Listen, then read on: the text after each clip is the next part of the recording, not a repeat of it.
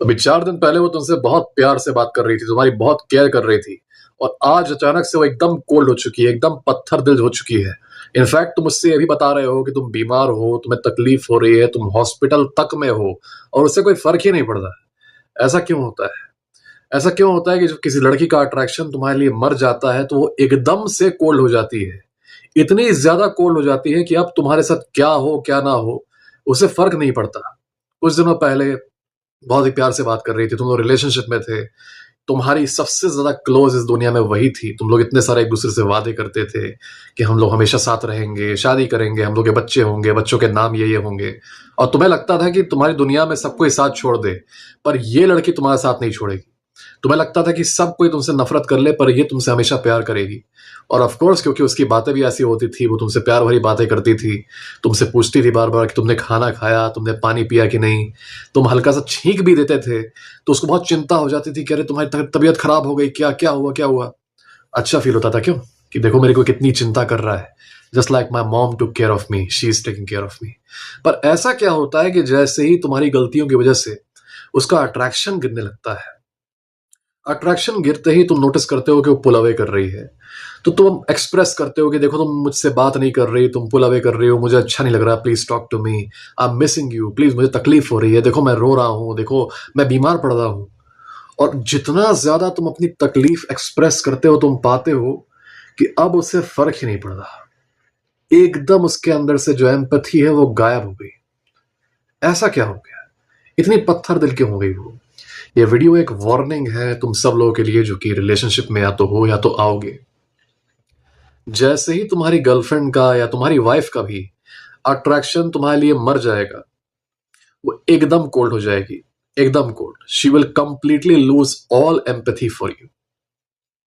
जिन लड़कों ने disasters breakup से डील किया है, वो इस चीज को कंफर्म करेंगे कि जब उनके रिलेशनशिप के आखिरी दिन चल रहे थे, मतलब ब्रेकअप अचानक से नहीं होता है। पहले क्या होता है कि लड़की पुल अवे करना शुरू करती है, और जैसे लड़की पुल अवे करना शुरू करती है, लड़का और डिस्टर्ब हो जाता है, वो और पागल हो जाता है, और चेस करना शुरू कर देता है। तुमने नोटिस किया होगा कि उन दिनों में जब वो फाइनली पुल अवे करना शुरू करती है, तुम पाओगे कि जो तुम एक्सप्रेस करते हो कि तुम्हें बहुत तकलीफ हो रही है, वो पुल अवे ना करे, वो तुमसे बात करे, तो सरप्राइजिंगली उसे फर्क ही नहीं पड़ता। पहले पड़ता था, पहले पड़ता था कि हाँ तुम्हें तकलीफ है, तो उसको भी एक फर्क पड़ता था कि हाँ she is to care. She does not care anymore. ऐसा क्या हो गया?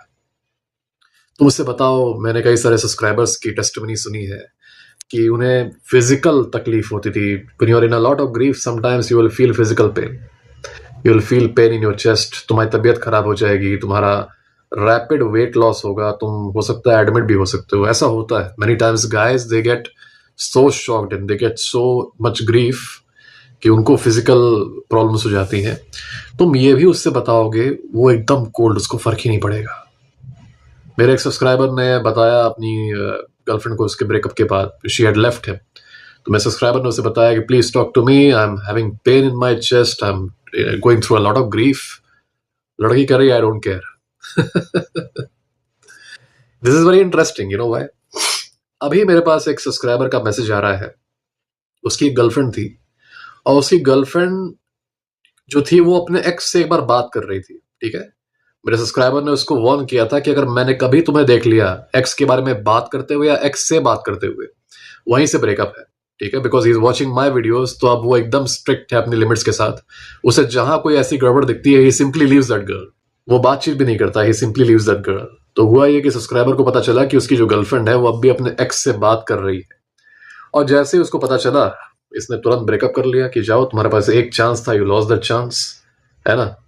अब हो ये रहा है कि वो लड़की जो है वो बहुत ज़रा डिस्टर्ब हो चुकी है कि प्लीज़ मुझसे गलती हो गई, मुझे माफ़ कर दो। वो भीख मांग रही है उससे कि वो उसे वापस ले ले, और वो लड़की भी इतने ज़्यादा ग्रीफ में है कि वो फिजिकली उससे तकलीफ हो रही है, वो हॉस्पिटल जा रही है, वो एडमिट हो रही है, कई सारी दिक्कतें उसको आ रही हैं। ऐसे में देखो, मेरे सब्सक्राइबर के अंदर एक ह्यूमैनिटी जो है ना, एक जो होता है आपके अंदर सिंपैथी कि हाँ कोई हर्ट हो रहा है, भले ही वो अपनी गलती से हो रहा है। आई मीन आफ्टर ऑल, अगर सब्सक्राइबर ने उसे बोला है शुरू में कि एक्स से बात नहीं करना है, और इसके बावजूद तुम कर रही हो, इसका मतलब तुम इज्जत नहीं करती सब्सक्राइबर के वर्ड्स की, तुम उसकी इज्जत नहीं करती, and you are disrespecting him right away, बोलने के बावजूद। और उसके बाद अपनी गलती है और अपनी गलती का कॉन्सिक्वेंस मिल रहा है, तो now you are getting hurt over it. उसके बावजूद मेरे सब्सक्राइबर को तकलीफ हो रही थी ये चीज देख के, और वो मुझसे मैसेज करके पूछ रहा था कि इसमें मैं क्या करूं, बताइए, ऐसा हो रहा है, ऐसा वो कर रही है, उसे ऐसा हो गया, मुझे बहुत चिंता हो रही है। देखो, इसको चिंता हो रही थी, पर इसी का अगर उल्टा केस होता, मान लो लड़की होती, ठीक है, और लड़के ने कुछ किया होता है, लड़के से लड़की ने ब्रेकअप किया होता, और लड़का रो रहा होता, लड़का बेगिंग कर रहा होता, लड़का जाके एडमिट हो रहा होता, तुम पाते कि the woman would have become really really cold, एकदम एपैथेटिक। यही होता है तब जब तुम्हारी गर्लफ्रेंड या तुम्हारी वाइफ का अट्रैक्शन तुम्हारे लिए मर जाता है। ये बहुत ही इंटरेस्टिंग फेनोमेनॉन है, इसलिए है क्योंकि तुम सोचोगे कि यार इसका मतलब तो ये है कि वो अपने फ्रेंड के लिए भी तब कुछ फील नहीं करती होगी जो मेल फ्रेंड उसके होते हैं, या अपने भाई के लिए भी कुछ फील नहीं करती होगी, या फिर जो मेल बेस्टी उसका है उसके लिए कुछ फील नहीं करती होगी, या अपने सिंप के लिए कुछ फील नहीं करती होगी। सबसे ज्यादा इंटरेस्टिंग चीज इस फिनोमिनॉन में ये है हीरो, कि ये जो पत्थर दिल वाला फेज आता है ना, ये उसके अंदर तभी आएगा और उसी आदमी के लिए आएगा जिसके साथ ही रिलेशनशिप में रह चुकी है, अट्रैक्शन बना है एक बार और फिर खत्म हो गया। ये पत्थर दिल वाला फेज उसके लाइफ में ऐसे ही आदमी के लिए आएगा, याद रखो हमेशा। उसका फ्रेंड मान लो हॉस्पिटल में एडमिट हो जाए, उसका फ्रेंड मान लो दुखी हो जाए, तब भी इसको तकलीफ होगी लड़की को। उसका मान लो मेल फ्रेंड तकलीफ में है, हॉस्पिटल में चला जाए, हर्ट हो जाए, तब भी इस लड़की को तकलीफ होगी। ये जाएगी, पूछेगी, ये केयर करेगी उसकी। उसका मान लो भाई हॉस्पिटल में एडमिट हो जाए, तब भी उस लड़की को तकलीफ होगी। ऐसा नहीं कि किसी आदमी के बारे में केयर नहीं करती अनलेस वो उससे अट्रैक्टेड हो, नहीं, she cares about every single man. उसके अंदर वो ह्यूमैनिटी है, वो सिंपैथी है उसके अंदर। ये सिंपैथी किसी रीजन से उसके पार्टनर से उसके लिए हट जाती है अगर उसका पार्टनर अपने अट्रैक्शन को खत्म कर दे। ये बहुत ही अजीबोगरीब फिनोमिनॉन है। ये जिन लोगों ने फील किया होगा अपने रिलेशनशिप में, वो रिलेट करेंगे इस चीज से, और वो कमेंट में अपना एक्सपीरियंस लिखेंगे ताकि बाकी लोग सीखें तुम लोगों से। ये बड़ा ही अजीब इसलिए है क्योंकि उस हिसाब से तो ये सब पे अप्लाई होना चाहिए ना। ये उसके मेल बेस्ट फ्रेंड पे भी अप्लाई होना चाहिए, जो मेल फ्रेंड वगैरह होते हैं, अक्वेंटेंसेस तक होते हैं, उस पर भी तो अप्लाई होना चाहिए। रैंडम कोई आदमी काम करता है साथ में, उसके कोवर्कर वगैरह, उस पर भी अप्लाई होना चाहिए। फॉर सम स्ट्रेंज रीजन ये पत्थर दिल वाला जो एटीट्यूड है ये उन पे अप्लाई नहीं होता। She still feels care for them. तुम सुनोगे बात करते हुए कि यार मेरे कलीग, वो बताएगी तुम्हें कि यार मेरे कलीग के साथ ये हो गया, देखो उसकी फैमिली में ये दिक्कत है, मुझे बहुत चिंता होती है उसकी, बताओ मैं क्या करूं उसके लिए। या फिर वो तुम्हें बताएगी देखो मेरा मेल फ्रेंड जो है उसको ये प्रॉब्लम है, कैसे ठीक करूं, मुझे बहुत दिक्कत हो रही है, वो रो रहा था, मुझे बहुत दुख हुआ सुन के। तो she will feel care for every single male entity in her life except the man that she felt attraction for once, but now she does not feel attraction for him anymore. ये पत्थर दिल वाला एकदम cold behaviour कि तुम hospital में हो, तुम खत्म भी हो जाओ तब भी मुझे मतलब नहीं है, फॉर सम स्ट्रेंज रीजन ये उसको उसी आदमी के लिए होता है, ये फिनोमेनॉन जिससे वो एक समय पे अट्रैक्टेड थी, अब अट्रैक्शन खत्म हो गया। ये चीज मैंने देखा है, ऑब्जर्व किया है कि वो सबके बारे में केयर करेगी और अपने पार्टनर के बारे में भी करेगी, लेकिन अगर ऐसा हो गया कि अट्रैक्शन खत्म हो गया पार्टनर से, तो फिर फॉर सम रीजन इस पार्टनर को जो पनिशमेंट मिलती है एकदम ब्रूटल पत्थर दिल वाले ट्रीटमेंट से, ऐसी पनिशमेंट मैंने कभी नहीं देखी किसी और को मिलते हुए। ना उसके मेल फ्रेंड को मिलेगी, ना उसके रैंडम अक्वेंटेंस को मिलेगी, ना उसके भाई को मिलेगी, किसी को भी नहीं। Hero she'll feel sympathy for everyone else except this guy. अब मेरे पास डिफरेंट थ्योरीज हैं इसकी, I am not really sure why it happens. Okay, of course societal reason इसका नहीं है, ना ही इसका कोई रिलीजियस रीजन है, ना ही कल्चरल रीजन है, इसका रीजन बायोलॉजिकल है। मेरी थ्योरी ये है कि the reason she becomes completely indifferent to the suffering of her partner after losing attraction for him, this is a form of natural selection. अब ये मेरी थ्योरी है, you don't have to agree with it, हो सकता है सच्चाई कुछ और हो, लेकिन मेरा ये मानना है, मैंने जो इंटरप्रेट किया है इस पूरे फिनोमिनन से, वो ये है कि यहां पर किसी तरीके से नेचुरल सिलेक्शन इन्वॉल्व है। और नेचुरल सिलेक्शन के हिसाब से, जैसे शुरू में तो रिलेशनशिप है और रिलेशनशिप में आदमी अच्छा एक्ट कर रहा है, स्ट्रॉन्ग एक्ट कर रहा है, तो मतलब नेचुरल सिलेक्शन के हिसाब से वो सुटेबल मेट है। फिर वो आदमी सिंपिंग करने लगता है, फिर वो अपने आप को डाउन कर लेता है, अट्रैक्शन खत्म कर लेता है अपना, तो नेचुरल सिलेक्शन की नजर में वो डिस्क्वालीफाई कर लेता है अपने आप को as a potential mate for the woman. Okay, now we are talking according to the prehistoric jungle dynamics. जब वो नेचुरल सिलेक्शन की नजरों में अपने आप को डिस्क्वालीफाई कर लेता है, तो फॉर सम रीजन एक अजीबोगरीब इंस्टिंक्ट आता है उसकी लड़की के दिमाग में कि now I have to completely discard this man, मतलब इससे जरा सा भी अटैचमेंट नहीं रखना है, कोई भी इमोशनल अटैचमेंट नहीं, because in prehistoric times, being with a weak man meant certain death for the woman. Of course, for the man also, but for the woman as well and for her offsprings as well. क्योंकि वो बहुत ही competitive दुनिया थी, बहुत ही ruthless दुनिया थी, and it was always a fight for the best genes. Women were fighting for the best genes from the best men. अभी के टाइम पर समाज चेंज हो गया, पर इंस्टिंक्ट वही है पुराने वाले. तो मुझे ऐसा लगता है कि because the man is acting weak or the man is lowering his attraction in the eyes of the woman, उसके इंस्टिंक्ट उस आदमी को एकदम से डिस्क्वालीफाई कर देते हैं कि सारा का सारा अटैचमेंट ही खत्म हो जाए and she can completely move on from that man. इसीलिए तुम पाओगे कि चाहे आदमी कितने भी खराब सिचुएशन में आ जाए, कितना भी सफर करे, कितना भी रोए, एकदम पत्थर दिल बन जाती है, वो एकदम से पत्थर दिल बन जाती है. ये बहुत ही स्कैरी है to be honest for a man who is experiencing this. I feel for you guys जो भी इस चीज को एक्सपीरियंस कर रहा है या करा होगा कभी. आई अंडरस्टैंड कि कोई तुम्हारे इतना क्लोज था, इतना पास था, और अचानक से अब वो एकदम कोल्ड हो गया. मतलब तुम उसको बता रहे हो कि यार मुझे ये तकलीफ है, प्लीज मैं रो रहा हूं, मैं इतने दुख में हूं, हेल्प मी, और वो कह रही है ओके, या वो रिप्लाई ही नहीं कर रही, सीन जोन कर दे रही है. It is brutal. लड़कों के अंदर ये हिम्मत नहीं करने की. I can tell you guys कि तुम में से कोई भी आदमी ये नहीं कर सकता कि तुम्हारे को कोई लड़की रो के ऐसे बता रही है वो बहुत तकलीफ में है और तुम बस सीन जोन कर दो उसके मैसेज को. इसके लिए दम लगता है. मुझे लोगों को सिखाना पड़ता है कि देखो सामने वाली तुम्हें मैनिपुलेट कर रही है, शांत रहो, कोई जरूरत नहीं है बात करने की, मैनिपुलेशन में मत फंसो, रोने पे मत फंसो. मुझे लोगों को सिखाना पड़ता है ये चीज. लड़के इस चीज को नेचुरल नहीं समझ पाते. ओके, पर for some reason in her mind उसका जो इंस्टिंक्ट है, जो नेचुरल सिलेक्शन का इंस्टिंक्ट है, वो कहता है कि इस आदमी से सारे टाइज अपने कट कर दो, सारे के सारे टाइज. और इसी वजह से it is like a button कि मतलब पहले उसका बटन ऑन था, she cared about him a lot, हर चीज की उसको चिंता होती थी. अट्रैक्शन जैसे ही खत्म हुआ ये बटन एकदम ऑफ हो गया and now she doesn't care about him at all. ये बहुत ही स्कैरी चीज है. I think this is one of the scariest things that can happen to a man. क्योंकि when you get invested in a woman a lot, तुम सोचते हो कि wow she is always there for me and I love the way she cares for me. तो एक बन जाता है ना एक कनेक्शन.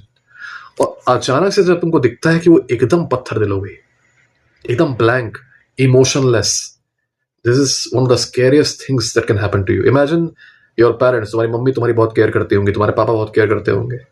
एक दिन तुम उठते हो, your mom doesn't care कि तुमने खाना खाया कि नहीं, तुमने ब्रेकफास्ट किया कि नहीं, तुमने लंच किया कि नहीं. तुम उनको जाके बताते हो कि मुझे भूख लगी है, ये है, वो है, ये प्रॉब्लम, वो प्रॉब्लम है. And your mom is like हाँ ठीक है, okay, this will square you. है ना, जो जिन लोगों ने तुम्हारी केयर की है काफी समय तक, वो अचानक से अगर एकदम कोल्ड हो जाए, this will square you, this will terrify you. So this is a terrifying thing. मेरी थ्योरी यही है कि नेचुरल सिलेक्शन इंस्टिंक्ट जो होते हैं वो उसके इंस्टिंक्ट को, उसके केयर वाले इंस्टिंक्ट को एकदम से ऑफ कर देते हैं एक फेल्ड आदमी के लिए, जिसने फेल कर दिया उसके अट्रैक्शन को मेंटेन करने से, ताकि ये लड़की इस आदमी से सारे कनेक्शंस काट के दूसरे मेट की तरफ मूव ऑन कर सके. क्योंकि अगर मान लो कोई भी कनेक्शन रहेगा, कोई भी केयर वाला कुछ रहेगा कनेक्शन, तो वो तो इसी के साथ रहेगी कुछ और समय तक, जिससे कि इसका सर्वाइवल कॉम्प्रोमाइज हो जाएगा और ऑफस्प्रिंग का भी सर्वाइवल कॉम्प्रोमाइज हो जाएगा. तो ऐसा लगता है मुझे कि इसीलिए इसका जो इंस्टिंक्ट है उसके अंदर, वो सारे कनेक्शन सेवर कर देता है कि she can successfully leave this man and then move on to a better man who can guarantee her survival. This is my theory. Okay, this is how I understand this thing. मैंने कई बार इन चीज़ों को study किया है दूसरे लोगों के experiences से कि ऐसा क्यों होता है. और मुझे सबसे ज़्यादा अजीबोगरीब चीज़ इसमें यही लगी कि वो पार्टनर के लिए अपने कोल्ड हो जाती है जब अट्रैक्शन खत्म होता है, लेकिन मेल फ्रेंड के लिए और सिम्प के लिए या फिर कोई एक्वेंटेंस है या कोई कलीग है जिसके लिए इसके अंदर अट्रैक्शन है ही नहीं, तो फिर उसके लिए फिर भी एक केयर क्यों करती है. उसके घर में दिक्कत आती है, वो कभी हॉस्पिटल में जाता है, तो ये इतनी ज्यादा क्यों पैरानॉइड होती है उसके लिए, उसकी केयर क्यों करती है. उसके लिए तो अट्रैक्शन भी नहीं है इसके मन में.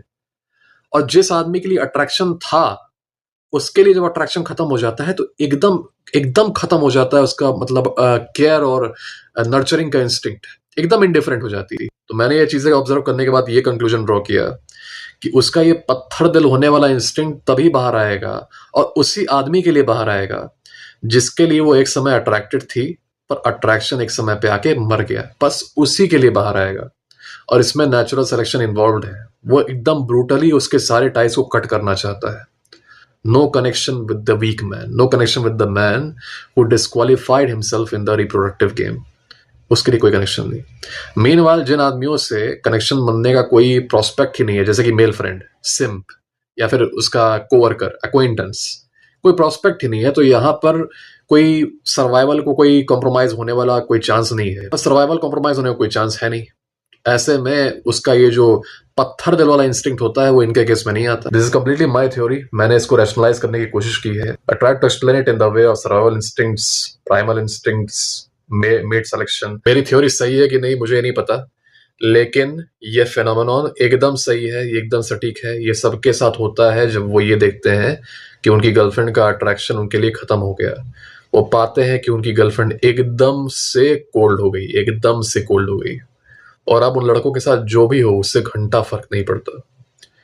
तो I request all of you guys, जो लोग इस चीज को देख रहे हैं, जिन लोगों ने ये चीज एक्सपीरियंस की है या उनके दोस्त ने ये चीज एक्सपीरियंस की है, तो जरा कमेंट में अपनी स्टोरी लिखें ताकि मैं उसे पढ़ूं और बाकी लोग भी पढ़ पाए और इस फिनोमेनॉन को अनकवर कर पाए, क्योंकि इस चीज के बारे में कोई उतना बात नहीं करता. ये जो कोल्ड होने वाला फिनोमेनॉन है ना, एकदम इनडिफरेंस वाला, इसके बारे में नोबडी टॉक्स अबाउट इट. ठीक है, even in the red pill circles. We need to talk about it more because it is a very, very terrifying phenomenon. Alright guys, we'll speak again about these things. God bless you.